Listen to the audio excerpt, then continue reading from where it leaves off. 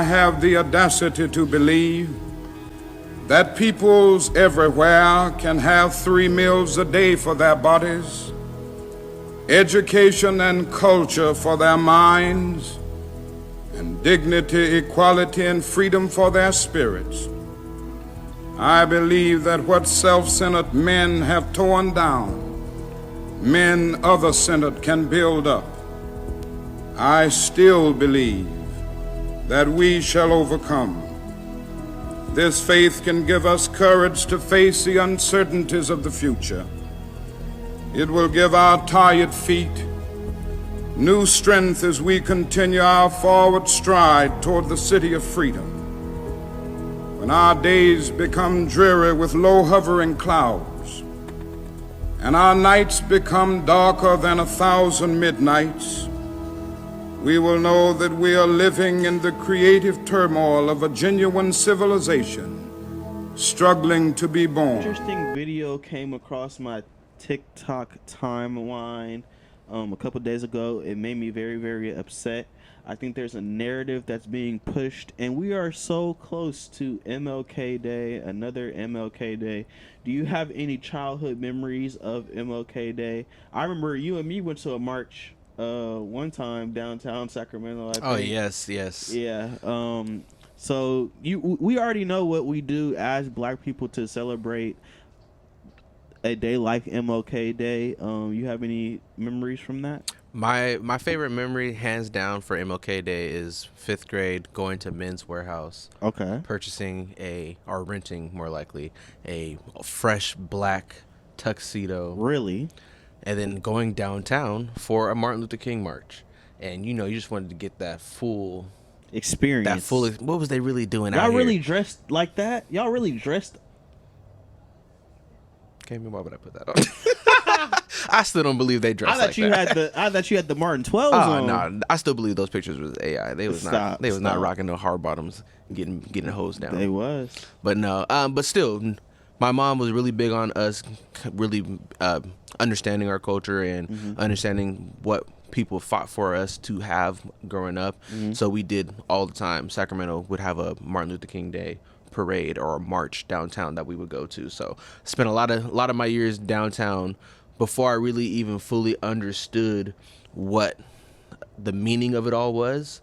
Still just going down there to experience and be around people who looked like you. Right. Was always just a big part of Martin Luther King's Day. So I know his birthday was a few days ago. But, just looking forward to that holiday. And I know we're in distressful times. I hope that he is still able to receive the recognition and praise that he deserves. Right, because we see what Donald Trump is doing as far as national parks and the fees that you have to pay on days like MLK Day. We understand the message to me, and that's the biggest thing. I feel like the message and identity and person of who MLK was has been somewhat... The narrative has flipped and changed throughout time. Originally, white people, especially at the time he died, approval rating for somebody like Martin Luther King was not high. He was hated by the public in times like that. And then you have to ask yourself why. You have to ask yourself, why is the narrative changed here in 2026 on Martin Luther King? And I think for our own people, we have to herald Martin Luther King for the true leader, servant leader that he was for our community, and we have to uphold his legacy when things are getting denied. Yeah, So, for sure. Very important to me. And I think we can really just take note of the times we are in right now. It is very, very popular to be anti-intellectual. A pseudo-intellectual, a person who can really talk good. They know the vocabulary terms. They know all the words to get you riled up. But when you really take a second to douse into what they're saying, look into what they're saying, do your research, you realize that they're just talking. So I feel like in a lot of instances, especially with this MLK discussion that we're going to get into, I feel like it's a lot of these fake woke, not anti-woke this time, but these fake woke people who think they have all these answers because they have an opinion. But when you really just ride emotion, ride your opinion, and leave all facts out of it, it is apparent for people who actually know what's going on. But most people don't know what's going on. There you go. And that's the worst part about it. That's the worst part. You hinted at it. I saw the TikTok video. Like I said, you only listened to maybe 20, 25, 30 seconds of this, and you was already like, okay, hold on. That was as far as I could make it. Yeah. But without further ado, this gentleman says this on TikTok about MLK. To even have your face on the camera saying this is right. It's crazy to me. I wouldn't even have. Even if I said this, my face is not on the camera. Exactly. You don't know by now, Martin Luther King was a plant. Everything, and I mean every single thing that we learned in school was literally a lie. There's a reason why there's a Martin Luther King Day, but there's not a Fred Hampton Day. There's also a reason why there's not a Malcolm X Day. There's also a reason why there's not a Louis Farrakhan Day. The real ones know, but a lot of my black brothers and sisters that I talk to on a day-to-day basis seem to not really understand, and I think it's because a lot of them truly believe the things that we were told, and just, ignorance is bliss. The destruction of the black community within America is probably one of the deepest rabbit holes that you can go down. And the reason why it's so deep is in order to understand it, you have to unlearn every single thing that we learned in school. It starts with the lie that we came from Africa on slave ships. And the psychosis continues with a lie of omission. A lie of omission is when you withhold relevant information from a story. Like he's doing. One of the most relevant parts of the Black American story is that we were having success in the 100 years following the Emancipation Proclamation. Not only were we having success, but we had ownership in a number of different domains. And a lot of people don't know this, but when the civil rights movement came along, it was majority young people that were involved in it. If you look at all of these people that were involved in the civil rights movement around Martin Luther King and everything, they were all young. And the reason for this is because they were young and naive. A lot of those individuals from that movement that were a part of the civil rights movement, they had stories about how their parents told them not to go to these protests, not to go to these marches, because their parents, who were smarter, did not agree with the civil rights movement. Now let's talk about the civil rights movement. The only thing that it moved was the...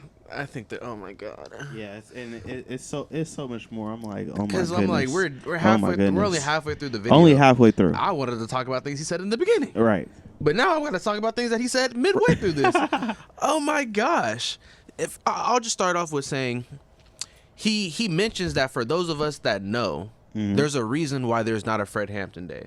There's a reason why there's not a Farrakhan Day. There's a reason why there's not a Malcolm X Day. Yeah, but why? Obviously, even for people who don't know their history, who don't know true American history, they still understand the radical ideas of a Malcolm X, of a Farrakhan, of a Fred Hampton. So it is going to be extremely more difficult to whitewash their stories and hone in on one specific detail when, for the most part, when you think about these individuals, you're thinking about radical ideas. You're thinking about leather jackets and berets and guns at the Capitol. You're thinking about you're not thinking about free lunch programs. You're not going to spin the Black Panther Party, an organization that was deemed domestic terrorist, and only focus on the fact that they wanted to give free lunch to kids. That's not going to work. That's not going to work. A lot of the things that Fred Hampton and the Black Panther Party stood for, Malcolm X and Martin Luther King stood for as well. Especially when it comes to talking about socialism and poor whites and poor blacks coming together for one equal cause. Right. Fred Hampton was doing that. Right. Other minority groups. You can mention that's why he got clapped. Yes. But Martin Luther King was doing that, and for those of us who really know, that is the reason he got clapped. So when you just say these statements, like he mentioned, omission, you're just saying things, but you're not completing the sentence. Finish it for us. Give us the details. You're not going to be able to spin Fred Hampton into a socialist, just babysitting ass, lovable black man, the way you can spin a pastor who most people recognize because of his faith in the Lord as nonviolent. that's going to be a lot more easy to spin and alter to the ideologies of white supremacy where we are now. So to use that as your basis for this entire argument is automatically dumb as hell. Talking about Martin Luther King as a plant, I hope you get that Aiden Ross treatment. Glasses Malone, I need the Crips out the door. The fuck is going on right now? What's going on? Hell nah. And this goes in line for the disrespect that I've seen Martin Luther King's name have in the last couple of years, especially in our community. And right now, like Dr. Umar says to some, if you watching this video right now and you're of another ethnicity, hop off the live right now. Hop off the live right now. Well, I'm thankful for the view. Hop off the live right now. Thankful for the view, but this ain't for you. But this ain't for you. I'm talking to our community. Because this is definitely some in-house things. Discussions, yes. Yes, this is not something that we need to be having in front of all these white people, right, whether or not you agree with it or not. Right. But where I can say white people, they need to stay is exactly your point. What the American power structure and conservatives and white people right now deem the messaging and the person that MLK was is very whitewashed in mainstream media. If you don't understand your true history, if you don't know the moves and the maturation process, like we were talking about before the podcast, that Martin Luther King had veering towards the ways of Malcolm X. Before Malcolm died, I believe a year prior to MLK, you know, they took that picture 9 days before 9 days before Malcolm died. They took that picture together when it was MLK and Martin. 9 days they had just met and they're talking and they're discussing stuff. We're getting to a point of the movements agreeing and working in unity with each other, and then what happens to Malcolm X? Clapped. What happens to everybody? Exactly. Especially during that time, how many leaders they took out during that time.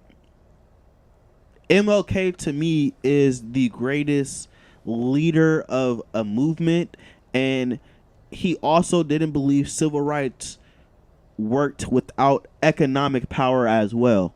So we're talking about a man, he's talking about somebody who's a plant that got clapped by the government. That's who you're talking about. Obviously, they clapped him for a reason. Now, let's really dig deep and ask ourselves, what were the reasons? If Martin Luther King was worried about gaining and garnering economic power for the poor man, that's a problem. If you're unifying everybody and they're marching to Washington, D.C., and they're not leaving without an answer, they're not leaving without a job, they're not leaving without an opportunity for every man, white people, black people, everybody together on an economic power. He asked the white man, he said, how much you making? Oh, it looks like you need to be out here with us too, marching. Because we have one common goal for everybody in the United States. There's no more rich, wealthy people, 10%, and then the rest of us that have to share whatever's left from the 10%, because we have these rich ass people that do not care about the whole pie of what the percentage of the United States is. These are the things that Martin Luther King was preaching before his death. Look at him 2 to 3 years before his death, and the messagings and the things that were beginning to change in his messaging. You have to allow people to mature and maturate. Same thing happened with Malcolm X before he died. After he came back from Mecca? After he came back from Mecca, he had a new identity, ideology, and understanding of how the world operates. You have to let these men, these great leaders, yes, they were great leaders. You have to allow them to evolve like everybody does. And so just before the slander on his name to me cannot happen in our community. No. Definitely not on freaking TikTok. Exactly. That's out of pocket. But, and black man, I don't mean to call you a pseudo-intellectual, but this is a very ignorant statement for the vernacular that you're displaying right now. Okay. So I'm gonna call you a pseudo-intellectual because it seems to me he's mixing in a lot of truths with a lot of yes. omissions and Yeah. half truths. Yes, very similar to our generation now. There was a time when young black people wanted to go out there to protest, and their parents are reluctant, are telling them not to go. And it's not because they don't believe in the movement. It's because they believe in the power of the police department to get away with bloody murder. There you go. They know what is going to happen. They know that the dogs are coming out. They know that the fire department's coming out. They know that there's going to be no, there's not going to be any, fucking up my flow state. Any accountability held to these police officers for the way they treat black people, because they already don't deem us as people. There you go. So I think you need to include that. And yes, civil rights movements included a lot of college students, not because they were naive and ignorant, but because, just like our generation now, a lot of the information that we know you do not learn in high school. You don't learn that in K through 12. You don't even learn it in college unless you go out of your way to take those specific classes. Yeah. So yes, we had a lot of black people who went to these white institutions who were now able to, I don't want to say indoctrinate these white people, these Asians or Mexicans or whatever, but they were able to go and build community with these people around similar ideas. This is before social media. So it's a lot easier for the news. It's a lot easier for politicians. It's a lot easier for the media to spin a narrative of one demographic. But when we're in college, we're all learning together. We're all growing together. We're all experiencing new things together. We learn that we're all a little bit more similar than they led us to believe. So for him to say that these college students are naive, that is a spit in the face of parties like the Third World Liberation Front, who people like me, have to thank for even having a degree that I have. So it goes beyond just ignorance in the dumbass statement he just said right there. Civil rights primarily was colleges, college students, and the church.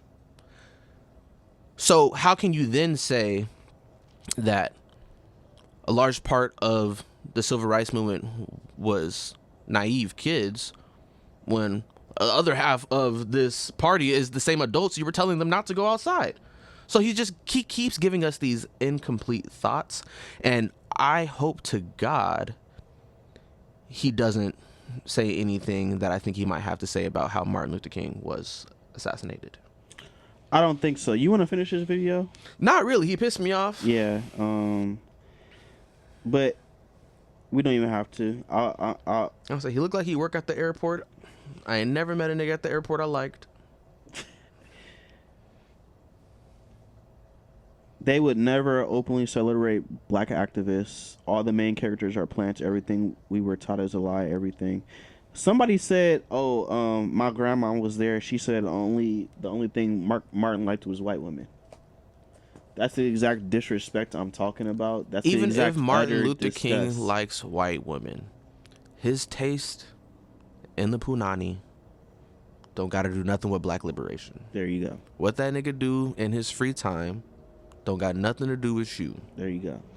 But when he is going out there and telling poor white people that they need to be in the streets protesting along poor black people, the government cares about that.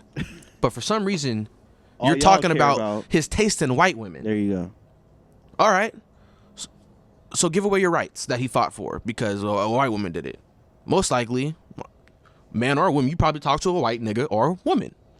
Y'all niggas are driving me crazy. And this is insane. Well, insane. And I can't even say it's a psyop this time because I know niggas in my personal life that would say some shit like that. Oh, interracial this and Martin Luther King was this. So how do I know he was really for the movement? How do I know he was really for the movement? He was with the snow. Nigga, shut the fuck up. Oh my God. Y'all can't touch him. Oh my God. Y'all can't touch him. Y'all can't touch the. But y'all be the same motherfuckers trying to celebrate Kwanzaa. Don't even know. I digress. Do better. Go out as a black person on Martin Luther King Day if you can. If you're off, please go out, be with your people. It's very, very important, especially in times like this, like you were saying, to try to unify, to try to stick together, to try to remember the people like Martin Luther King that came. Don't fall into the propaganda.